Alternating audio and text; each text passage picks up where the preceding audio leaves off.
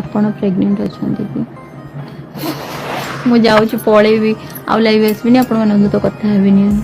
ମା ହେବା କଥାକୁ ନେଇ ଏବେ সোশ্যাল ମିଡ଼ିଆରେ ଲାଇଭ୍ ଆସି କହିଛନ୍ତି ସିମରନ୍। ତେବେ ଦର୍ଶକ ବନ୍ଧୁ, ସିମରନ୍ ଏମିତି କାହିଁକି ତାଙ୍କ ଫ୍ୟାନ୍ସ ଉପରେ ରାଗିଲେ ଆଉ ତାଙ୍କର ମା ହେବା କଥା ପଚାରିବାରୁ ସେ ଏମିତି ହଠାତ୍ କାହିଁକି ରାଗି সোশ্যাল ମିଡ଼ିଆ ବନ୍ଦ କରିଦେଲେ?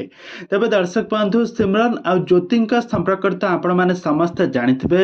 ଗତ ଦିନମାନଙ୍କରେ ସିମରନ୍ ଆଉ ଜ୍ୟୋତି ଭଲ ପାଇ ବିବାହ ବନ୍ଧରେ ବାନ୍ଧି ହୋଇଥିଲେ। ତାଙ୍କ ବାହାଘରଟି ବହୁତ ଧୁମଧାମରେ ହୋଇଥିଲା, ବହୁତ ବଡ଼ ଆଡ଼ମ୍ବରରେ ହୋଇଥିଲା। ବାହାଘରକୁ ବହୁତ ସାରା ସେଲିବ୍ରିଟି ମାନେ ମଧ୍ୟ ଆସିଥିଲେ। କିନ୍ତୁ ବାହାଘର ପରେ ସିମରନ୍ ଏବେ ବହୁତ ଖୁସିରେ ଘର ସଂସାର କରୁଛନ୍ତି। ଗୋଟେ ଓଡ଼ିଆ ଘରର ବୋହୂ ଭାବରେ ଚଳୁଥିବାର ନଜରରେ ଆସିଛନ୍ତି ସିମରନ୍।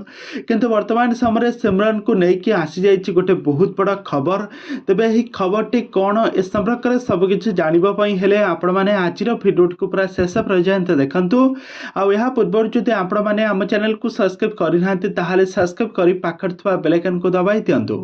ଦର୍ଶକ ବନ୍ଧୁ, ଆପଣମାନେ ତ ସମସ୍ତେ ଜାଣିଥିବେ ସିମରନ୍ ଏବଂ ଜ୍ୟୋତି ପରସ୍ପରଙ୍କୁ ଦୀର୍ଘ ଦିନ ଧରି ଭଲ ପାଇବା ପରେ ତାଙ୍କର ବାହାଘର ସରିଥିଲା। ବାହାଘରଟି ଓଡ଼ିଆ ଘରର ପରମ୍ପରା ରୀତିନୀତି ଅନୁଯାୟୀ ତାଙ୍କର ବାହାଘର କାର୍ଯ୍ୟକ୍ରମ ସମ୍ପୂର୍ଣ୍ଣ ହେବା ପରେ ଏବେ ଜ୍ୟୋତି ଏବେ ତାଙ୍କର ଅଭିନୟ କ୍ୟାରିୟରରେ ଫୋକସ୍ କରୁଥିବା ବେଳେ ସିମରନ୍ ଏବେ ଅଭିନୟ ଠାରୁ ଦୂରେଇ ଯାଇ ଏବେ ତାଙ୍କ ଶାଶୁ ଘରେ ଗୋଟେ ଓଡ଼ିଆ ଘରର ବୋହୂ ଭାବରେ ଚଳୁଛନ୍ତି। ତ ସିମରନ୍କୁ ଆପଣମାନେ ପୂର୍ବରୁ ଦେଖିଥିଲେ କି ବହୁତ ସାରା ସିରିଏଲରେ ନେଗେଟିଭ୍ କ୍ୟାରେକ୍ଟରରେ ଖୁବ୍ ସୁନ୍ଦର ଅଭିନୟ କରିଥିଲେ।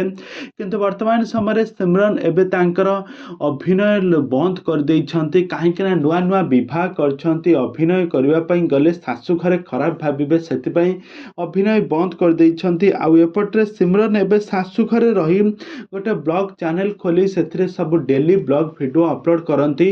କିନ୍ତୁ ଆଜି ଯେତେବେଳେ ସୋସିଆଲ୍ ମିଡ଼ିଆରେ ଲାଇଭ୍ ଆସିଥିଲେ ସିମରନ୍, ତାଙ୍କୁ ତାଙ୍କ ଫ୍ୟାନ୍ସ ମାନେ ପଚାରିଥିଲେ କି ତମେ ଏବେ ପ୍ରେଗନେନ୍ସି ଅଛନ୍ତି କି, ଆଗକୁ କେବେ ମା ହେବା ପାଇଁ ଯାଉଛ, ଏମିତି କିଛି ପ୍ରଶ୍ନ ଯେତେବେଳେ ପଚାରିଥିଲେ ସିମରନ୍ ହଠାତ୍ ରାଗି ଯାଇ କହିଥିଲେ ତାଙ୍କର ଏଇସା ବୈବାହିକ ଜୀବନକୁ ସେ ବହୁତ ଖୁସିରେ କାଟିବେ ଆଉ ସେ କେବେ ମା ହେବା କଥା ଚିନ୍ତା କରିବେ ଆଉ କହିବେ 3 ମାସରେ କିଏ କ'ଣ ମା ହେବା ପାଇଁ ଚେଷ୍ଟା କରେ, ଏମିତି କିଛି କହିଥିଲେ ଫ୍ୟାନ୍ସ ମାନଙ୍କୁ। ତେବେ ଦର୍ଶକ ବନ୍ଧୁ, ସିମରନ୍ ଏ ପର୍ଯ୍ୟନ୍ତ ପ୍ରେଗନେନ୍ସି ନାହାନ୍ତି, ସେ କେବେ ମା ହେବେ ଏ ସମ୍ପର୍କରେ ଆପଣମାନଙ୍କୁ ଆମେ ଜଣାଇବୁ। ତେବେ ଦର୍ଶକ ବନ୍ଧୁ, ଆପଣମାନେ ଆମ ଚ୍ୟାନେଲ ମାଧ୍ୟମରେ ଯୋଡ଼ି ହୋଇ ରୁହନ୍ତୁ। ଆମ ଚ୍ୟାନେଲକୁ ସବସ୍କ୍ରାଇବ୍ କରି ପାଖରେ ଥିବା ବେଲ୍ ଆଇକନକୁ ଦବାଇ ଦିଅନ୍ତୁ।